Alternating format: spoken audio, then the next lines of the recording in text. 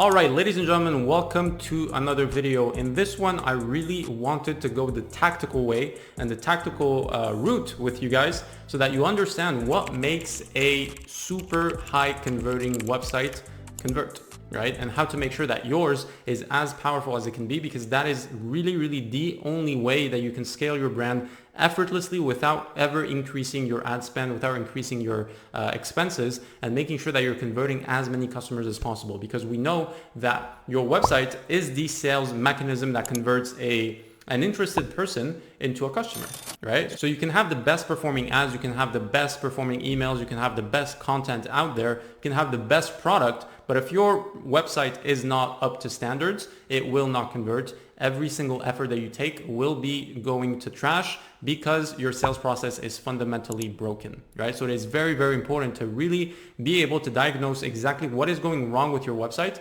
and improve it. So today I'm going to show you exactly how to do that. And it all starts with what we call quantitative analysis. We're going to see in the second time what qualitative analysis is, but essentially to make sure that you're improving your website and that your website conversion rate is increasing every single month, you need to be conducting quantitative analysis and qualitative analysis. Now, what's quantitative analysis? Well, as the name suggests, it's basically everything that has to do with your numbers, with your KPIs and every tangible number that you can measure with your softwares that you're using, right? So we're talking about website speed, we're talking about conversion rate, we're talking about percentage of conversion from every single step of the funnel. So percentage of conversion from your viewed landing page to your add to cart, from your add to cart to initiate checkout, and from your checkout to your purchase, right? It can also be your bounce rate, right? So, how many people are actually bouncing from the hundreds that you send every single day to your website, okay? The last thing that you can also analyze is landing page session duration, right? So how much time do people give you, right? If they're giving you just 1 second, that's not enough to convince them, right? And to make a case for your product. So you need to make sure you're increasing the time people spend on your website without decreasing the effectiveness of the experience. So that's a balance to strike, right? Now, when it comes to increasing these numbers, you need to understand that every single step of the funnel or every single step in your website can be dissected to its first principles. So for example, when it comes to your percentage of conversion from your landing page to your add to cart, it's essentially how can I persuade people to add to cart at a higher rate? How can I make them add to cart, and how can I persuade them that that product is going to solve their problems and intrigue them enough for them to add to cart? That is essentially done through transferring conviction, the conviction that you have in your product, transferring it to your customer, right? Or transferring it to a stranger, right? So how would you do that? Well, first of all, copywriting, right? Reviews, social proof, making sure that you show your customers that your product has been used by people like them,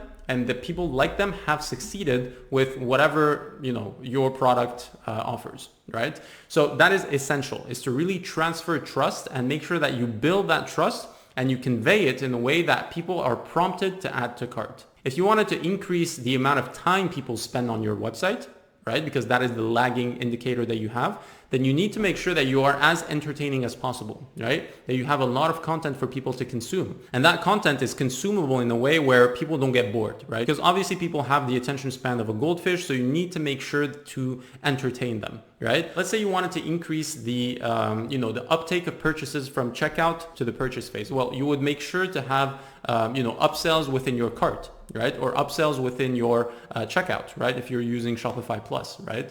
If you wanted to increase the AOV and make sure that people are buying as much as possible from your website, then you would perhaps include upsells on the product page or on the cart, right? You'd make sure that you have this, this nice cart that has all of these nice offers. You would have a bundle. You'd split test with pricing, whatever the case may be. But you see how we start analyzing things through first principles, right? We make sure to understand exactly what is going on in this step. What is the goal of this step? Right? Really taking it out of the entire funnel, dissecting it to its purpose, to its core purpose, and really making sure that we're answering that purpose as much as we can, right? And I would guarantee you that if you do this analysis, you will find problems within your website, guaranteed, right? So that is essentially how to do it. You want to increase the numbers that make sense. So the percentages of conversion, you want to increase them. You want to decrease metrics like bounce rates.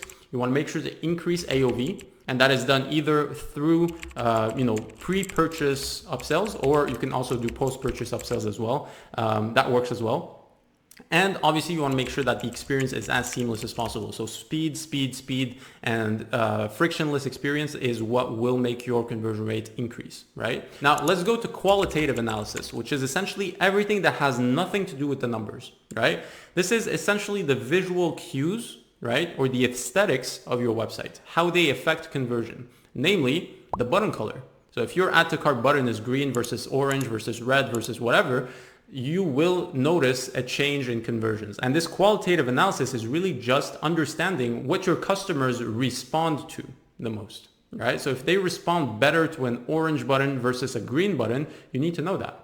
Right? And how do you know that? Well, you conduct, first of all, customer surveys. You interact with your customers on a very intimate level and you ask them for feedback. Don't shy away from feedback from your customers. You need to know exactly what is working and what is not working. So let's say, for example, you're asking your customers, what's wrong with the website? Can it be better? And they would tell you, hey, I would appreciate if the review section, let's say, for example, was a little bit above than where it is currently, right? So you would know that, right?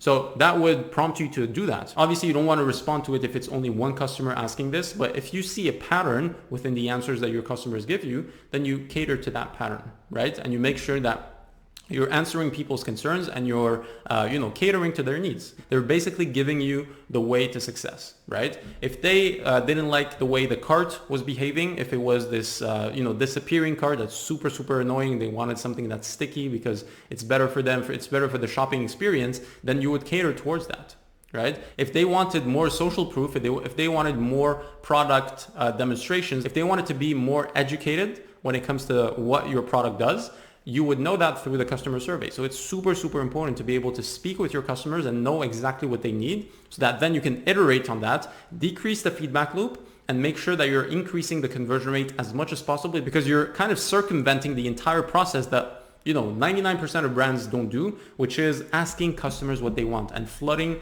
your brain with customer data.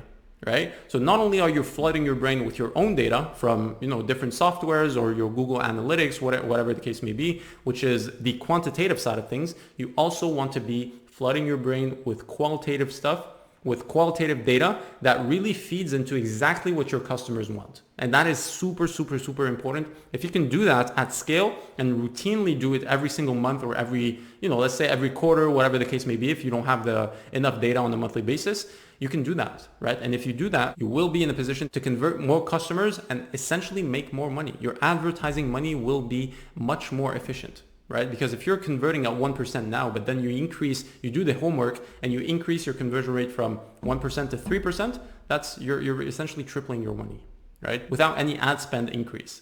Right? And that is beautiful. So I really urge you to do the homework. Make sure that you're doing the quantitative analysis, doing the qualitative homework, and making sure that you, structure it into your business kind of activities every quarter, every month, whatever works for you, right? But it is essential to do it. I don't care how you do it, guys. Like seriously, just take a spreadsheet, put in your numbers, see what you can improve, look at the benchmarks in your industry, make sure to improve them, and make sure to either match them or surpass them, right? And what you'll notice is if you do this, you'll be ahead of 99% of people in your industry. And that is the beautiful thing. This alone will make you hundreds of thousands of dollars if you're doing the homework properly. And it can really make the difference between a brand that's making $20,000 per month to a brand that's making $80,000 plus per month. It really is that simple, but it needs to be done. So hope that was helpful. If you have any questions, let us know. We'll be more than happy to take a look at your brand. Make sure to dissect exactly what is missing from you, wherever you are in your position to you making over $100,000 per month in sales consistently and profitably. Make sure to like, subscribe, and I'll see you on the next one.